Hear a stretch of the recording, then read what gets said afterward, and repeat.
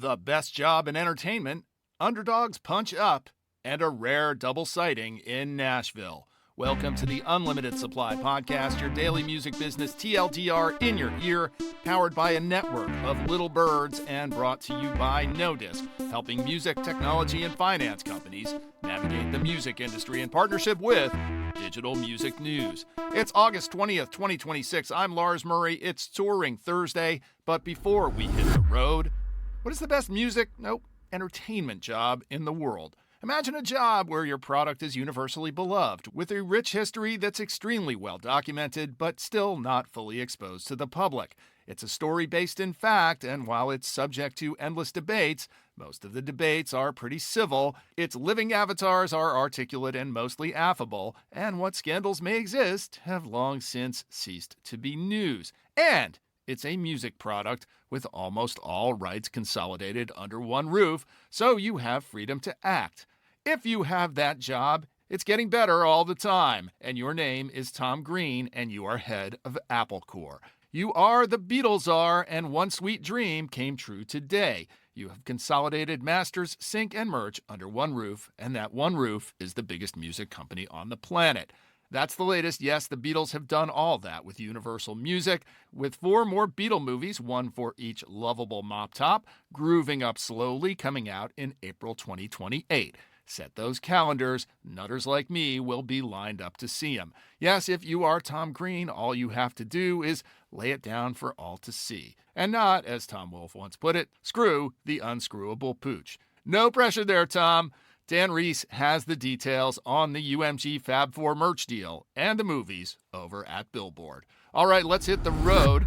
Literally every day on this podcast, I close out with the semi-serious proclamation, no conflict means no interest, which is to say conflicts of interest are pretty much baked into the industry at every level. Occasionally, though, a conflict of interest pokes through the surface, that little bit of bone in your sausage, the stone that doesn't get sorted out of the black beans, the pearl in the oyster cracking your tooth rather than hitting your bottom line. Apparently, Ellie Goulding chomped down on just such a pearl. The pearl in this case being a relationship between her management and Live Nation. Turns out her former management, now Tap Music, did not disclose to Ellie that Live Nation held an ownership stake in their enterprise. I mean, what could go wrong here? Statistically speaking, Live Nation is only the counterparty in more than half of Ellie's negotiations, and who would care that her managers were essentially negotiating with their own corporate overlords every time she played a Live Nation show? I mean, yeah, what could go wrong? A cynic might say that maybe Ellie just didn't feel like she was getting the full benefit of the Live Nation conflict of interest. It could be that maybe she wasn't feeling the full weight of their thumb on the scale. After all, 10 years ago, she was a second-line performer at Coachella, and I don't think she would be this year. But regardless of the why or the actual effect of the relationship, she's suing Tap Music. All joking aside, a conflict of interest is not a sign of a healthy marketplace, so good on Ellie for fighting the good fight. I hope her new old manager, Sarah Stennett, can get her back to the Coachella second line. Dylan Smith has the details of the lawsuit over at Digital Music News. And Ellie Goulding isn't the only underdog punching up against a corporate adversary this week.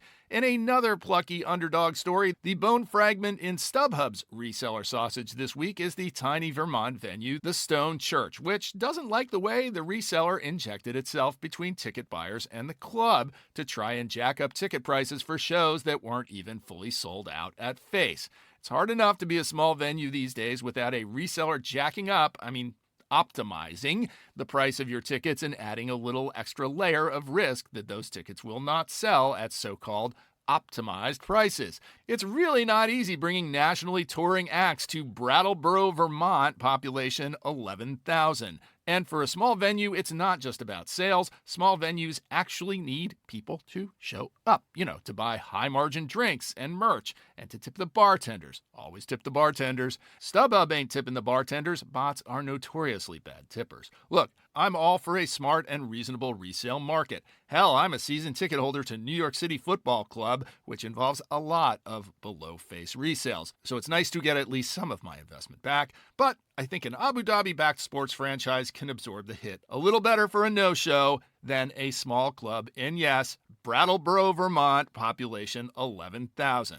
It's easy to spend more on beer than on the ticket in a small club, and that's the business. Anyway, congratulations to the Stone Church for having the Southern Vermont gumption to give Stubhub the business. Every Thursday, we spend an inordinate amount of time scanning the listings, sifting for nuggets, and helplessly hoping that one day Claude will be able to do this heavy lifting for us. And Claude still can't, but at least Bands in Town has finally upgraded their UI. Yes, by brute force and little birds, we assemble and discuss the artists dominating their markets, a few artists who might be punching above their weight, and a few you might be surprised still have tickets available in the U.S. music capitals, New York, L.A., and Nashville. We call it the Who Sells Out. In New York, the Jonas Brothers are a sellout tonight at Madison Square Garden, warming up the venue for Harry Styles, who starts next week. Ginger Root are a sellout at the Mercury Lounge tonight. Also, other big shows in town, King Gizzard and the Lizard Wizard are playing 3 nights at Forest Hills Tennis Stadium. They're nearly sold out. Still tickets available for Kehlani at the Barclays on Friday. Old friend Will Sheff of Okerville River on Sunday at Music Hall of Williamsburg.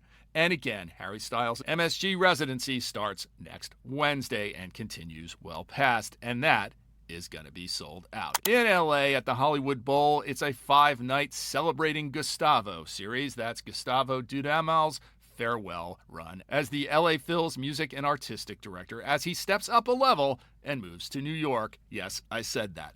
Gustavo's playing the hits all week. Beethoven's Ninth tonight. Gustavo's Fiesta, whatever that means, will be the party tomorrow night. He's playing with the Foo Fighters on Saturday. On Sunday, there's a Venezuela benefit. And on Tuesday, playing the hits again, Beethoven's Fifth. It's a busy week at the Greek. Mount Joy hits the theater tonight. Plenty available, but only nosebleeds for Tucker Wetmore on Sunday and Tori Amos on Tuesday. And Royal Coda are proving rock ain't dead yet. They've got a sold-out show tomorrow night at the Terragram.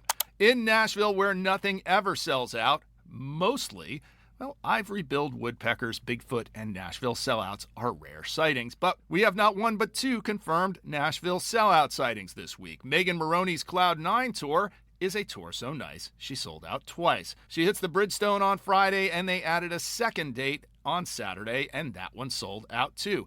And wait, another sellout in Nashville. Jack Johnson is sold out at the Ascend Amphitheater on Tuesday. Holy moly, 2 sellouts in Nashville will wonders never cease. And that's another Touring Thursday. Support for Unlimited Supply is provided by you, our listeners. Go buy an Unlimited Supply trucker hat and support us. It's the ultimate accessory for the music industry insider. It'll signal to other industry insiders that you know who sells out and that no conflict means no interest. If you want to help me pay the bills, hit up unlimitedsupplypod.com. If you want to help in a way that doesn't require a credit card, tell a friend or 3, or just hit that follow button, or better yet, the subscribe button wherever you get your pods, including Substack, or drop us a rating or a review on Apple Podcasts, YouTube, or Spotify.